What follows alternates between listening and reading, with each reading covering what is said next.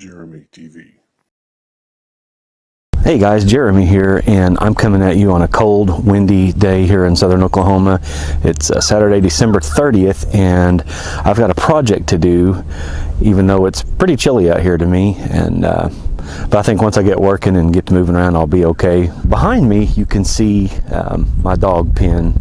And when we first moved over here, we thought this would be a perfect place for the dog pen. And I have not changed my opinion of that. It is a perfect place. There's a great big cedar tree right there in the middle of the pen that throws shade somewhere for him all day long, all year long. So if there's sun, he can find shade. And in addition, we've got this little homemade porch looking thing that keeps additional shade for him, and then his house is under that, and he's got a pretty good setup. But over the 2.5 years that we've lived here, it has become kind of a mess. This cedar tree's really grown up, and the undergrowth next to the cedar tree has grown up. It's got some poison ivy in it, and it's got some blackberries trying to grow in. So I'm going to get in there today and clean that out. It's going to be a little bit of a chore because I have to take the one of the fence panels off, at least one of the fence panels, so I can get the tractor with the brush hog in there. And of course, the brush hog's not hooked up to the tractor. It's got the box blade on it currently, so I have to do that as well.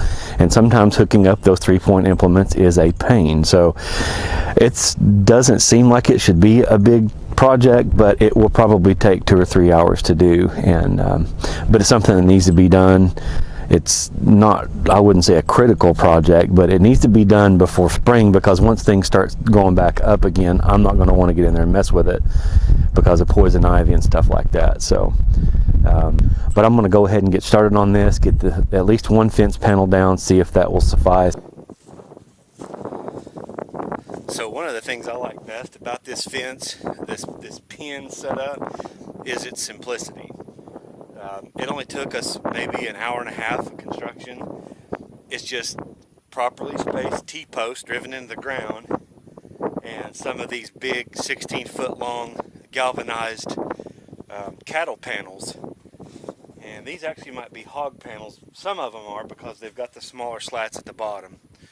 But they're 16 foot in length. I was able to recycle some that we already had here on the place when we bought it.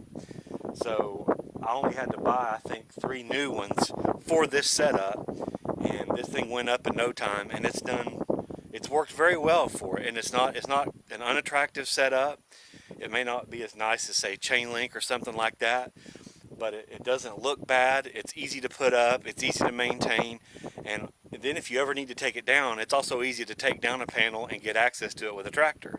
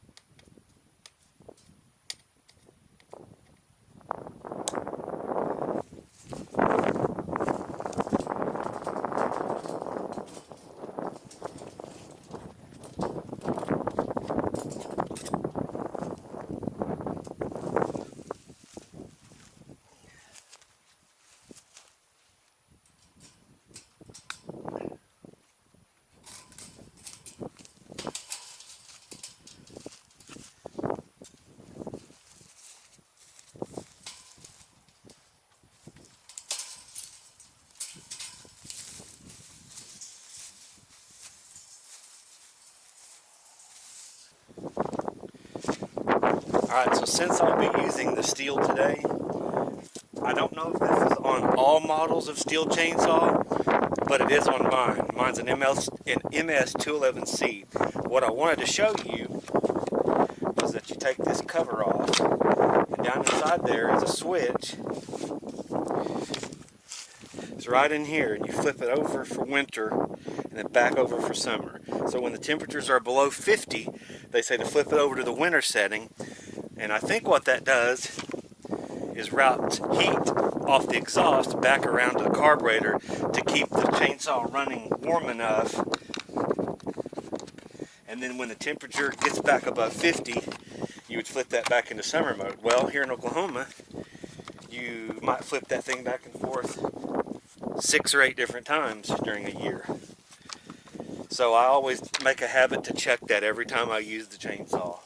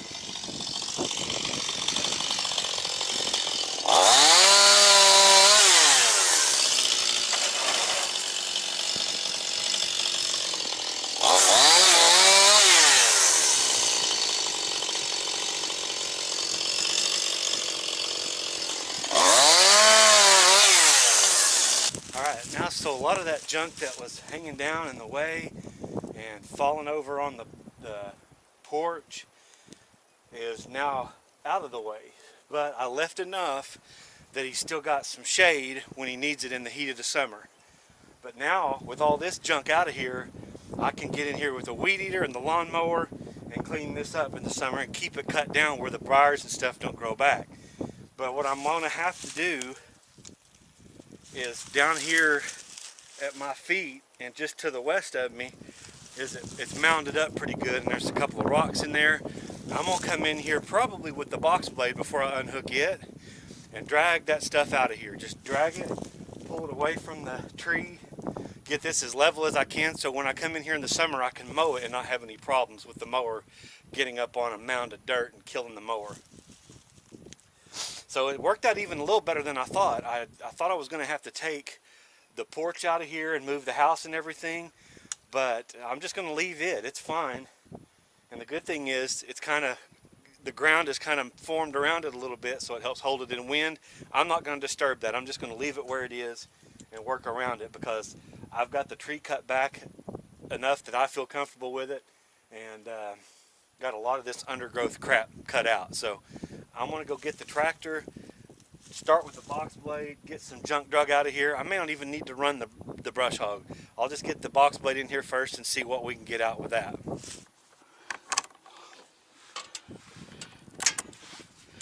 Now, because it was below freezing last night and might still be right at freezing, I'm going to go ahead, when you start it like this in the cold, you want to use the glow plugs for a little bit. And that little indicator light right there shows that the glow plugs are on. So the way you activate that is you turn the key right before it starts, and then you see, and then that light will light up. Usually I hold it for 2 or 3 seconds. And that little glow plug warms it up just enough to give it the boost it needs temperature wise to get started in this cold weather.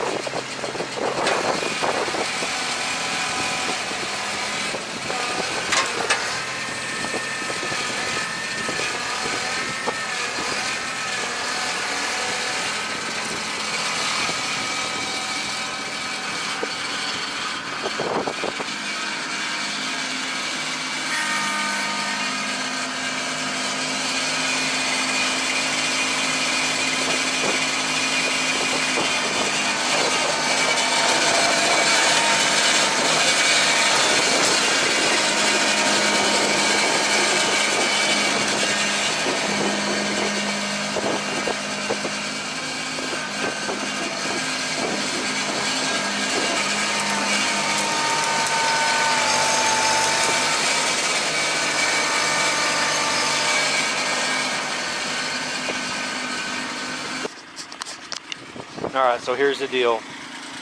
Like everywhere else on this place right now, it is just too soft to get the tractor in there for any length of time.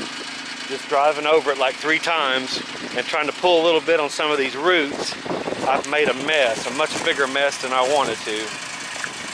So probably what I'm going to do is come in with the chainsaw and maybe just a hand rake and rake out the rest of this junk and then call it good. And then when it dries up a little bit, come back out here with the front end loader and the box blade and and grade this up better and fix these ruts, because I mean, you can't mow with it like this, but I can't do anything with it to fix it right now either, because it's just too wet. So I'm gonna go get that and try to get this at least mostly cleaned up before I button this project up and put the fence back on. It's disappointing because it's just so dadgum wet right now everywhere you go out here. And you know, you've got the muscle right there to do the job, but you can't use it because it's too wet. So anyway, nothing you can do about it. You guys can figure out a way to control the weather, let me know. We can make a lot of money together.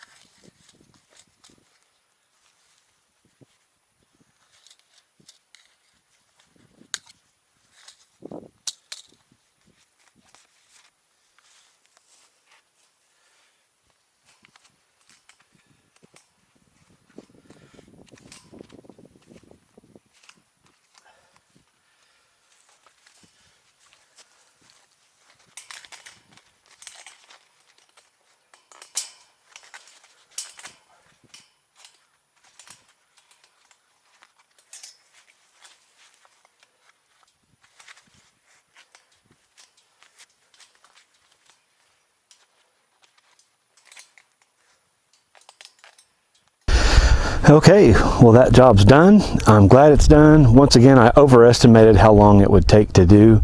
I thought it would take a couple hours, and I don't think it's been that long. I think I've been out here about an hour and a half. So a little shorter job than I expected, but that's okay because it's cold out here. My fingers are cold, my ears are cold. I'm ready to go inside and warm up a little bit.